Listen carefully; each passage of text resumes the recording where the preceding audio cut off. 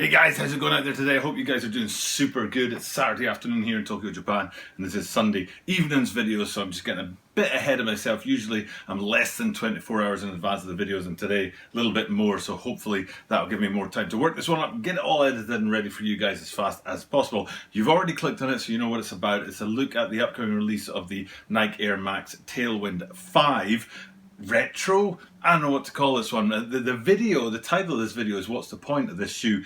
Because originally it dropped back in 2000, so here we are exactly 20 years later, retroing it again, bringing it back, reviving it. I don't know what you want to call that. So, but as soon as I saw it, I was just, I was like, I just don't get it. I don't know what the point of this shoe is. So I thought I'd look at that, actually answer that question in the video today, and then have a look at some of the details on this shoe. So we're going to look at it in terms of a few things. One is in terms of the Tailwind 4s. So in terms like, what's the change? How has this grown from the Tailwind 4s to the Tailwind 5s? Also in terms of, the original Tailwind 5s from back in 2000 and this current shoe, how do they kind of compare? And then basically, what's the point of this shoe in the kind of landscape of sneakers right now? Why is it dropping at this particular moment in time? So all of that is coming up in today's video as we take a closer look at the upcoming release of the Nike Air Max Tailwind 5. This is the Tokyo About 23 Sneaker Channel, Tokyo About 23 Sneaker Channel, Mainichi Absuru no de Mainichi Mite Kudasai. Every single day from Tokyo, Japan, I bring you content about upcoming sneaker releases, sneaker news, and sneaker reviews. And this one's sort of a mix and match because it's sneaker news and it's an upcoming sneaker release, even though it's an old sneaker. It's the Nike Air Max Tailwind 5s that we're looking at. And like I said, I've got a few things to talk about in relation to the purpose and the point of this shoe. Now, if you're interested in getting this shoe, if you're thinking about getting it, maybe I'll be able to help you decide, based on what I talk about today, which would be kind of cool. If you've already bought this shoe, or if you're like a total Tailwind sort of like, these are my shoes and I believe in them no matter what, then sorry, I'm going to punch a bunch of holes in the sort of illusion that is your love of this shoe. But that's just what I'm, my take on it. Maybe you have a difference of opinion. I don't mind people having a difference of opinion to me and tell me about it in the comments down below. But this is all about my opinion and what I think of the shoe. First things first, 2020 and 2000, exactly 20 years since this guy dropped originally. I have a big theory about 20 years in terms of fashion and 20 years in terms of media.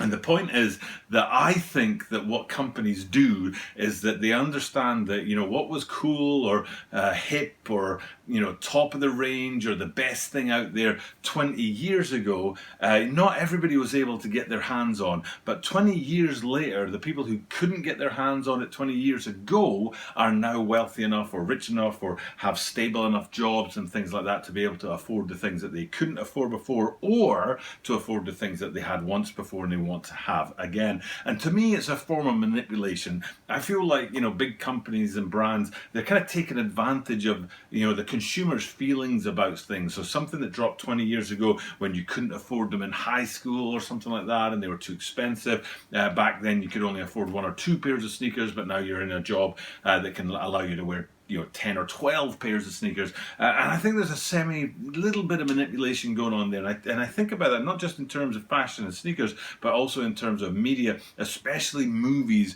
And when they retro movies, I'm thinking about Superman, for example, like Man of Steel. If you tracked how far it was between the original Superman movies and the Man of Steel movies, I bet it was something like 20, 25, 30 years. Ghostbusters was another one, and they just, Spider-Man was another one actually. So anything that's about 20 or 30 years old, they kind of deliberately bring it back again, because I think they know that they're playing to the older audience who are nostalgic about it and the younger audience who have never seen it before. And that's what I see with this shoe, with the Tailwind 5s, is the people who were into it 20 years ago, or the people who couldn't get it 20 years ago, the people who loved it 20 years ago are going to look at it and be nostalgic about it and say, maybe I should get that shoe. And then people who have never seen it before are like, oh wow, that's a cool shoe. So for me, it's just like, it's a shoe that I'm not really getting behind it. It just seems a little bit scientific almost that they're bringing it out exactly 20 years after it was originally around, as if, you know, they're just trying to catch that extra buck,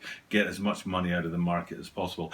So that's my kind of take on why they're dropping it now. What's the point of this timing as far as the shoe's concerned? My take on the Tailwind 4s versus Tailwind 5s. So we'll stick up a Tailwind 4 here, and you'll see there is a very similar shoe in the bottom half. A lot of the Tailwinds have that kind of basically Air Max 95 midsole and outsole kind of vibe to them. I know there's one extra sort of window on the side of Tailwinds as opposed to Air Max 95s, but I can't help but look at these guys and think either Air Max 95s or as Air Max Plus, I think it was, that has a very similar sort of bottom half to the shoe. And again, that kind of confuses me, like, what's the point of this shoe? Just go ahead and buy an Air Max 95.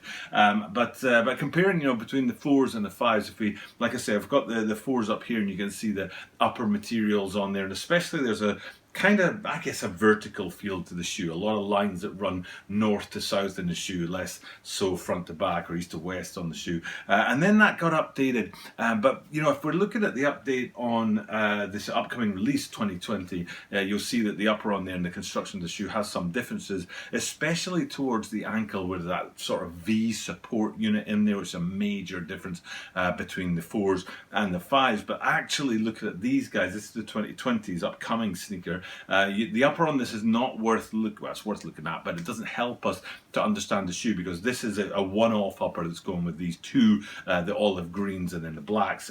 So it's not really going to be like this. The upper's not really going to be like this on any other, you know, sneaker releases in the Tailwind 5 line, because here's the Tailwind 5 from back in 2020, and you can see that upper is a much more patchwork effect. While it does still have certain vertical lines going on it, it actually also has horizontal lines in there as well. So the upper on back to this upcoming release 2020 is a little bit different, and it doesn't really fit with the actual kind of OG vibe of the shoe.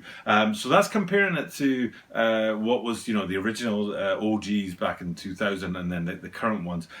So looking at those three things, where the sneaker fits and sort of drops, you know, why is it dropping now? How it compares to the previous shoe, and is there an evolution from 4 to 5? And also, how does it compare to the OGs back in 2000, now 2020? And I stand by my question, what's the point of this shoe? I kind of really don't get it.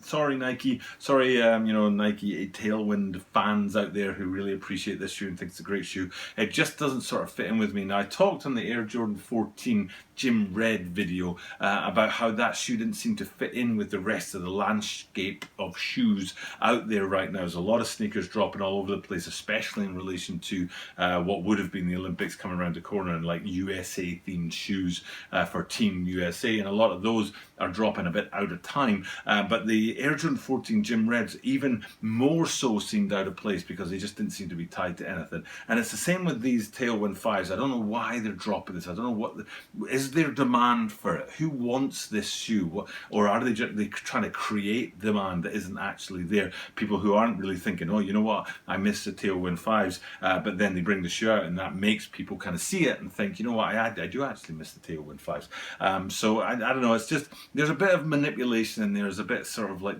too much science, if you like, or too much mathematics in the shoe, calculating exactly the right time to drop a retro shoe so that you get enough of both the, you know, old guys market and the new guys market. So but looking at the shoe itself, like I said, there's two colorways, so you can see both of them together, an olive green one and a black one, and they do have that kind of V, like I said, around about the ankle there, to give it a bit more support, especially compared to the 4s. And if we flip them upside down, have a look at the outsole on there, it's not particularly interesting outsole. I would say the 95's outsole actually is cooler than these guys. But what is interesting is that hexagon in the middle there, the TN for tuned air.